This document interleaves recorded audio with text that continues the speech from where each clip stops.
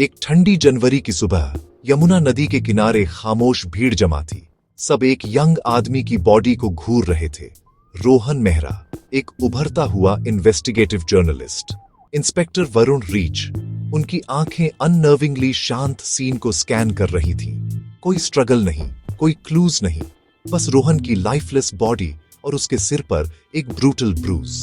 Forensics team चुपचाप काम कर रही थी। जब वरुण बॉडी के पास घुटनों के बल बैठे, कॉन्ट्रडिक्शन पर ध्यान दिया। ड्राउनिंग सजेस्टेड थी, लेकिन सिर का घाव मर्डर चिल्ला रहा था। नदी का किनारा स्पॉटलेस था, जैसे किलर ने हर एक निशान मिटा दिया हो। जैसे ही रोहन की बॉडी ले जाई गई, एक जूनियर ऑफिसर ने वरुण को रोहन की जैकेट में मिली एक वाटर लॉक्ड डायरी दी। डायरी मिरेक्युलस तरीके से इंटैक्ट, सीक्रेट से भरी हुई लग रही थी। वरुण को उम्मीद थी कि ये पेजेस मरे हुए के लिए बोलेंगे, मर्डर के टैंगल्ड वेब में पहला धागा पेश करेंगे। नदी अपने सीक्रेट्स रखती थी, लेकिन डायरी शायद नहीं। थाने में वरुण रोहन की डायरी को ध्यान से देख रहे थे, रेवलेशंस की उम्मीद कर रहे थे। इसके बजाय उन्हें सिर्फ कुछ तारीखें मिली। 15 अक्टूबर, 2 नवंबर, 28 नवंबर, 12 दिसंबर, 30 दिसंबर। हर एक पेज पर अकेली लिखी हुई थी।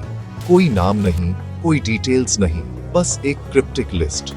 वरुण ने तारीखों को हॉलिडेज, न्यूज और रोहन के सोशल मीडिया से क्रॉस चेक किया। कुछ भी मैच नहीं हुआ। डायरी एक रिडल थी, उसका मीनिंग रोहन के साथ बंद था। ऑफिस में सन्नाटा सिर्फ टिकिंग क्लॉक से टूट रहा था। जब वरुण तारीखों को घूरते रहे, एक पैटर्न की तलाश में। डायरी एक मैप थी जिसमें कोई लेजेंड नहीं था, एक सीक्रेट लैंग्वेज जिसे सिर्फ रोहन समझता था। मिस्ट्री और गहरी हो गई। वरुण ने अपने मन में तारीखों को दोहराया, रैंडम वायलेंस की थ्योरीज को खारिज करते हुए। मर्डर कैलकुलेटेड था, डायरी डेलिब्रेट थी, यह कोई एक्सीडेंट नहीं था। उन्होंने अपने एडिटर से रोहन के हाल ही के असाइनमेंट्स डिमांडेड। उन्हें शक था कि तारीखें एक डेंजरस इन्वेस्टिगेशन में माइलस्टोन्स को मार्क करती हैं। शायद हर तारीख किसी पावरफुल आदमी को एक्सपोज करने के एक कदम करीब थी। प्रेशर बढ़ता गया। वरुण को रोहन की तरह सोचना था, उसके कदमों को फिर से ट्रेस करना था और डायरी को डिकोड करना था। जवाब खुद तारीखों में नहीं था, बल्कि उन दिनों क्या हुआ था उसमें था। एक नया आइडिया आया, इवेंट्स को फॉलो करो, सिर्फ नंबर्स को नहीं। इन्वेस्टिगेशन ने एक नया मोड़ लिया। अगले दिन वरुण को रोहन के बैंक रिकॉर्ड्स मिले, एक क्लू की उम्मीद में। उन्होंने डायरी की तारीखों को स्टेटमेंट से मैच किया। हर एक बड़े अनएक्सप्लेन्ड कैश डिपॉजिट से मेल खाती थी। 15 अक्टूबर 50,000 रुपए, 2 नवंबर 75,000, 28 नवंबर 1 लाख। पैटर्न साफ था, कोई रोहन को कैश में पैसे दे रहा था। 30 दिसंबर को डिपॉजिट के बजाय रोहन ने लगभग सारे पैसे निकाल लिए। पैसे ब्राइब या पे ऑफ नहीं थे, वे एविडेंस थे। फाइनेंशियल ट्रेल, ब्लैकमेल या करप्शन से भी बड़ी चीज की ओर इशारा कर रहा था। वरुण की थ्योरी बदल गई। रोहन प्रूफ इकट्ठा कर रहा था। कैश ट्रेल ने वरुण को रोहन की आखिरी स्टोरी तक पहुंचाया। दिल्ली के अफोर्डेबल हाउसिंग प्रोजेक्ट्स की एक सीक्रेट इन्वेस्टिगेशन। रोहन को एक मैसिव स्कैम का शक था। सबस्टैंडर्ड मटेरियल्स, रिश्वतखोर अधिकारी और एक कंस्ट्रक्शन जायंट मुनाफे के लिए कॉर्नर्स काट रहा था। कैश डिपॉजिट्स शायद कंपनी के अंदर एक विसल ब्लोअर को पेमेंट्स थे। डायरी एक लेजर थी, हर तारीख डैमनिंग इंफॉर्मेशन के लिए एक रिस्की एक्सचेंज को मार्क करती थी। रोहन एक केस बना रहा था, एक डेडली फ्रॉड को एक्सपोज करने के लिए सब कुछ दांव पर लगा रहा था। स्टेक्स बहुत बड़े थे, जिंदगियां, पैसा और रेप्यूटेशंस दांव पर लगी थी। रोहन का मर्डर सिर्फ एक ट्रेजेडी नहीं था, ये ट्रूथ पर ही एक हमला था।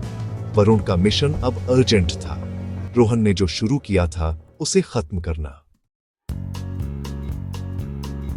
एक नाम बार बार सामने आया, विक्रम सिंह, एपेक्स कंस्ट्रक्शंस के मालिक। वह कंपनी जो रोहन की इन्वेस्टिगेशन के केंद्र में थी। बाहर से एक फिलंथ्रोपिस्ट, सिंह का साम्राज्य करप्शन और इंटिमिडेशन पर बना था।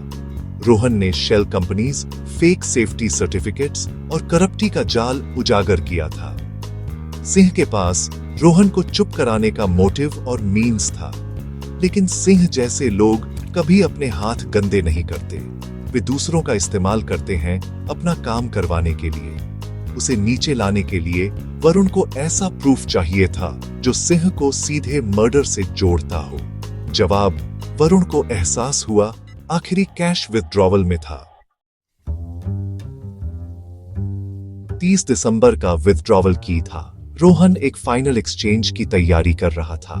वरुण ने रोहन के कॉल्स को ट्रेस किया और एक बर्नर नंबर पाया जो कैश डिपॉजिट्स की तारीखों पर हमेशा एक्टिव रहता था। फोन का आखिरी सिग्नल एपेक्स कंस्ट्रक्शंस की एक साइट से आया था। सोर्स एक इनसाइडर था। वरुण की टीम ने अजय कुमार, एक साइट सुपरवाइजर पर ध्यान केंद्रित किया। एविडेंस के साथ कन्फ्रंट करने पर अजय ने कबूल किया वह रोहन का सोर्स था, जानकारी के बदले कैश ले रहा था। उसने बताया कि उसने एक सीक्रेट लेजर सौंपने के लिए एक फाइनल मीटिंग अरेंज की थी। अजय के कन्फेशन ने केस को पूरी तरह से खोल दिया। बिट्रेयल और वायलेंस का अंतिम एक्ट सामने आने वाला था। अजय ने मर्डर की रात का वर्णन किया। वह और रोहन विक्रम सिंह के बॉडीगार्ड्स द्वारा घात लगाकर हमला किए गए जब वे नदी के किनारे मिले। गार्ड्स ने एविडेंस की मांग की, रोहन को मारा और पैसा और लेजर ले गए। उन्होंने रोहन की बॉडी नदी में फेंक दी। अजय को डर के मारे भागने के लिए छोड़ दिया। अजय की टेस्टिमनी से बॉडीगार्ड्स की अरेस्टेडी हुई। उनमें से एक ने सिंह के ऑर्डर्स पर काम करने की बात कबूल की। एविडेंस की चेन पूरी हो गई थी, मोटिव, मीन्स और सिंह से सीधे ऑर्डर्स। वरुण ने विक्रम सिंह को गिरफ्तार कर लिया। टाइकून्स का एरोगेंस क्रम्बलिंग हो गया जैसे ही ट्रूथ करीब आया। झूठ पर बना साम्राज्य आखिरकार उजागर हो गया। जस्टिस आखिरकार पहुंच के भीतर था। सिंह की अरेस्टेडी की खबर से शहर हिल गया। रियल एस्टेट स्कैंडल और रोहन का मर्डर हेडलाइंस पर छा गए। गवर्नमेंट इंक्वायरीज शुरू हुई, प्रोजेक्ट्स रुक गए और जिंदगियां भविष्य की डिजास्टर से बचाई गईं। वरुण नदी किनारे वापस लौटे, रोहन के बारे में सोचते हुए, एक विक्टिम के रूप में नहीं बल्कि एक हीरो के रूप में। रोहन की डायरी कभी एक क्रिप्टिक पजल, अब उसके साहस और इंटेग्रिटी का एक टेस्टमेंट थी। हर तारीख ट्रूथ के लिए उसकी लड़ाई में एक विक्ट्री थी। रोहन के सैक्रिफाइस ने जस्टिस सुनिश्चित किया और एक शहर को अकाउंटेबिलिटी की मांग करने के लिए प्रेरित किया। उसकी कहानी एक निर्धारित व्यक्ति की शक्ति की याद दिलाती रही। नदी बहती रही, लेकिन रोहन की लेगेसी बनी रहेगी।